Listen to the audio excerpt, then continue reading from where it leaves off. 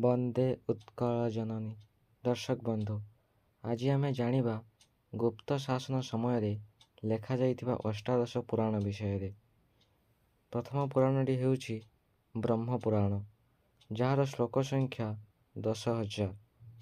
ସେହିପରି ଦ୍ୱିତୀୟରେ ପଦ୍ମ ପୁରାଣ, ଶ୍ଲୋକ ସଂଖ୍ୟା 55,000। ତୃତୀୟରେ ବିଷ୍ଣୁ ପୁରାଣ, ଶ୍ଲୋକ ସଂଖ୍ୟା 23,000। ତାପରେ ଶିବ ପୁରାଣ, ଶ୍ଲୋକ ସଂଖ୍ୟା 24,000। ସେହିପରି ପଞ୍ଚମରେ ଶ୍ରୀମଦ୍ ଭାଗବତ ପୁରାଣ, ଶ୍ଲୋକ ସଂଖ୍ୟା 18,000। ଷଷ୍ଠରେ ଅଛି ଭବିଷ୍ୟ ପୁରାଣ, ଶ୍ଲୋକ ସଂଖ୍ୟା 14,000।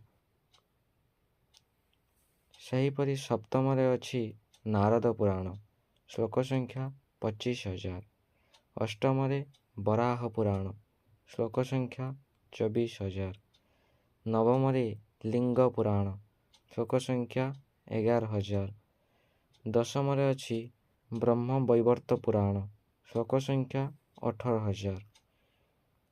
ଏକାଦଶ ନମ୍ବରରେ ଅଛି କୁର୍ମ ପୁରାଣ, ଶ୍ଲୋକ ସଂଖ୍ୟା 17,000।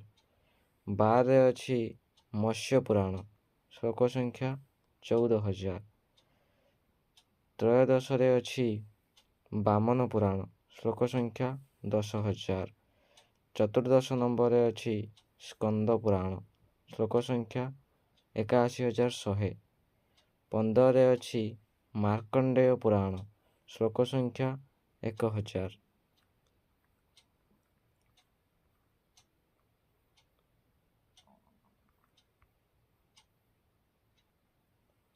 16 ନମ୍ବରରେ ଅଛି ଗରୁଡ଼ ପୁରାଣ, ଶ୍ଲୋକ ସଂଖ୍ୟା 19,000।